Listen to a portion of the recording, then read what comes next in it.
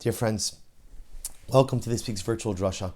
This week we have the incredible privilege to read Parashas Bereishis. You know, when we come to Bereishis, the Parasha, the time of year, is filled with so much excitement and so much renewal and so many possibilities for what we are going to build in the year to come. But this week, this Parashas Bereishis, everything that's happened since this past Shabbos has thrown us to a certain degree into a tailspin.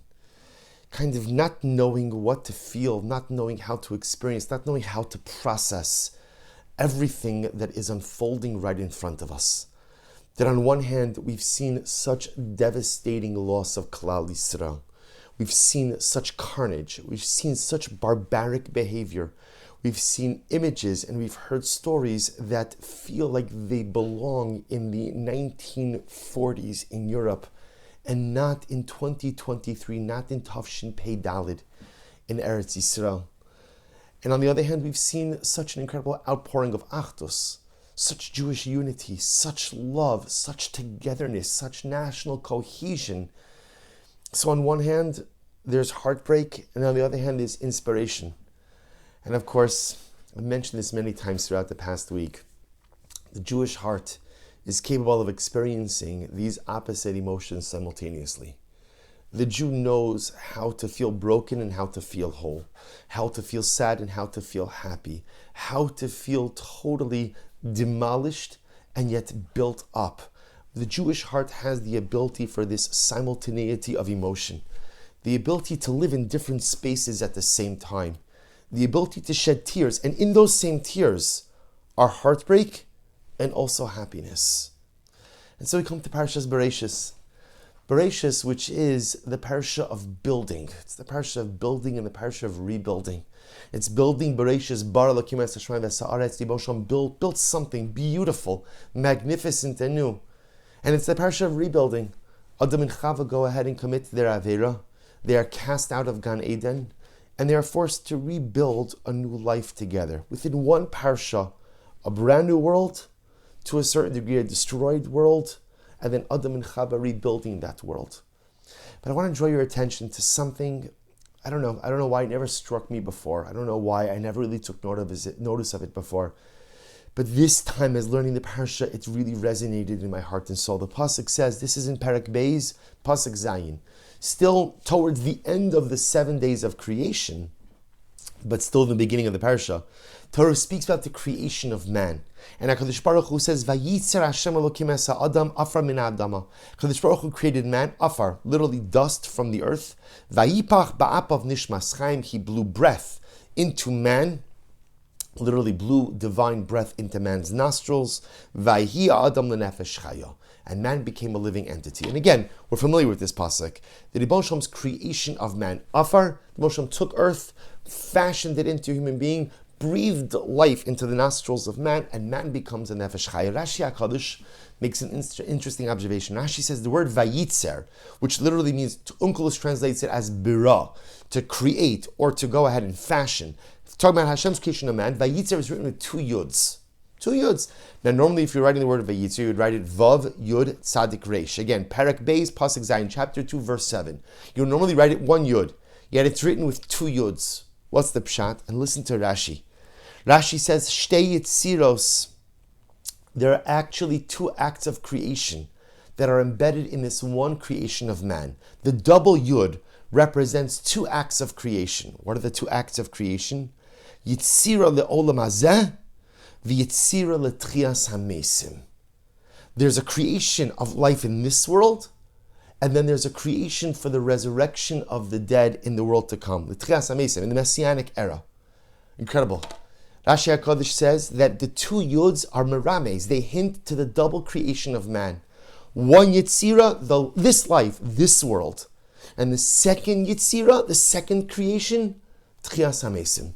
Resurrection of the dead when Mashiach comes, Emirat Hashem Bekarov. And the Sisei Chachamim writes something amazing. He comments on this, and he says, Ratzal Omar, Sheniton bo koach chiyuni, shegam la'achar sheyamus yuchal lachzor v'lachios beratzon Hashem Yisbarach. The Rosh programmed within us, He programmed within man, that after we die, there's another life force that brings us back in the Messianic era during Tchias HaMesim. Obviously, he says this only happens if HaKadosh Baruch Hu wills it to happen. But the Ribono Shel Olam pre-programmed us for two creations.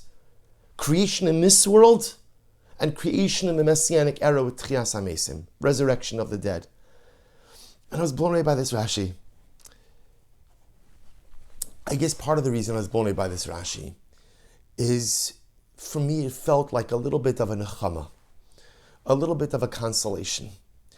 You know, when people we love die, and when people we love are murdered, and when I say people we love, we don't know their names, we don't know who they are, so many of them. Doesn't matter, they're our brothers and sisters in Klal Yisrael. The profound sadness, the profound loss is the finality of death. The finality of death. Death is the end of the journey of life. That's it, it's done. It's done. Whatever I did, I didn't do. It's done. And here HaKadosh Baruch Hu tells us, it's not done. Vayitzer. There are two yods. There are two acts of creation. There's a creation of life in this world, and embedded within us is a second creation for the Messianic era, for the world to come. Embedded within us is a second creation for Tchias HaMesim. Death is not the end. Death is not the end. Death is the end of one stage. Death is the end of one life. But embedded within every single precious Jew is the code for another life, for a Tchias HaMesim. We just don't know when that is going to occur. I don't know. Maybe it's me trying to make myself feel a little bit better about the overwhelming circumstances that have befallen our people. But at least I'm able to feel in my heart that which has been lost, it hasn't been lost forever. It hasn't been lost forever. Vayitzer, the double yud, there's another creation embedded within each of us. But I think that there's another lesson. Maybe a little bit of homiletic license in how to read Rashi. Rashi says the two yods represent ultimately, again, two creations. Again, Yitzira la'olam hazeh, that's life in this world, we know that. And then there's Yitzira, the Tchias HaMesim. And maybe Tchias HaMesim doesn't just mean resurrection of the dead of the Messianic era. But Tchias HaMesim also means there's a Tchia, there's an extra dimension of life that comes to us, the living, through the Mesim. When we see the sacrifices of Klal Yisrael, when we see the losses of Klal Yisrael, and it's on one hand it's the loss, but it's the sacrifices.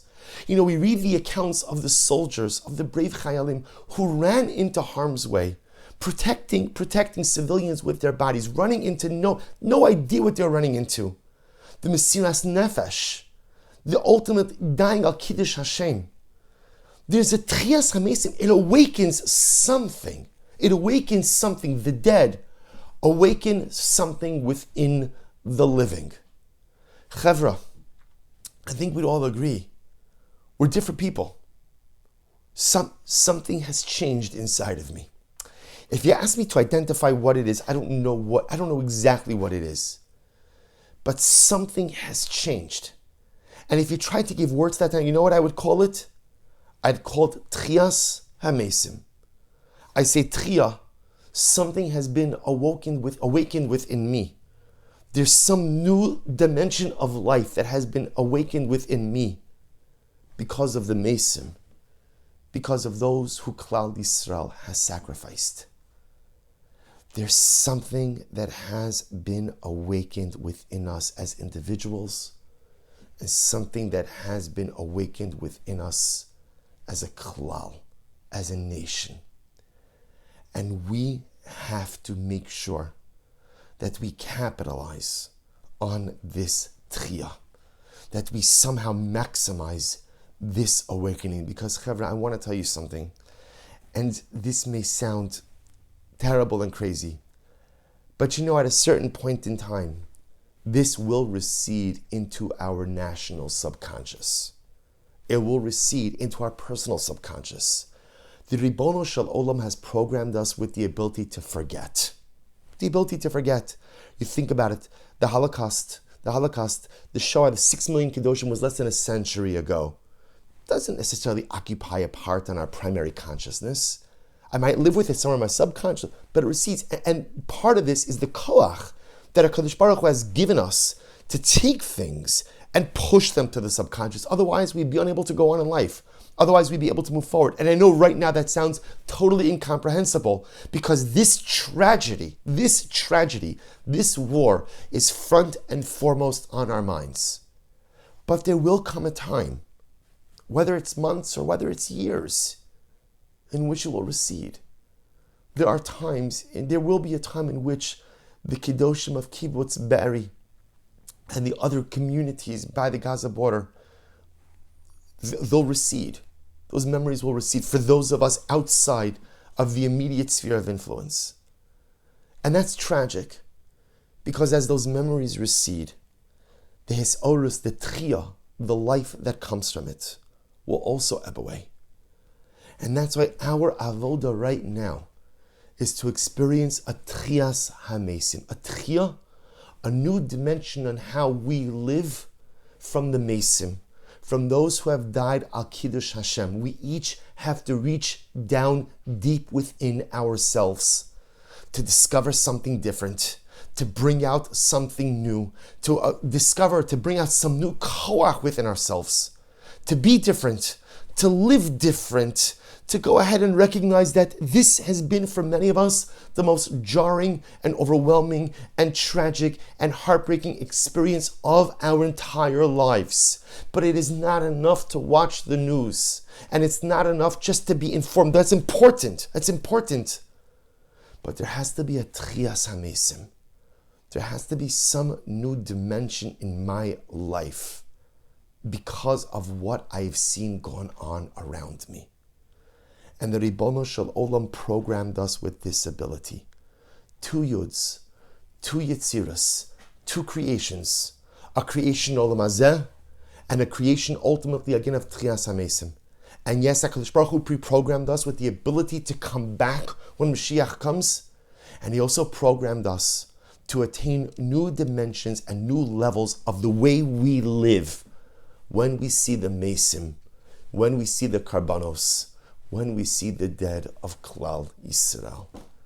Chevra, this is our avodah going in to Parshas Bereishis. For each of us in our own way to experience a Tchias HaMesim. What is my new dimension of life that I am bringing out as a result of the maves, of the misa, of the death, of the carnage that I've seen happen to my people? We have to experience a Tchias HaMesim. And halavai we should be zocha that if each of us experiences our own personal Tchias HaMesim, if there's a part of us that comes to life because of the sacrifices of Klal Yisrael, then Amirat Hashem, may we be zocha to see the ultimate Tchias HaMesim. May we be zocha, Amirat Hashem, to see the actualization of the second yud of Vayitzer, to see that day when Mashiach comes. All of those who have been lost, all of those who have been taken, will Amirat Hashem come back to us, and Klal Yisrael will once again be whole. That Tchias HaMesim could happen if we Amirat Hashem do our Tchias HaMesim now. May our soldiers be safe and secure in all of their endeavors. May they be successful in all of their missions. And may the Amirat Hashem come home to their families b'shalom.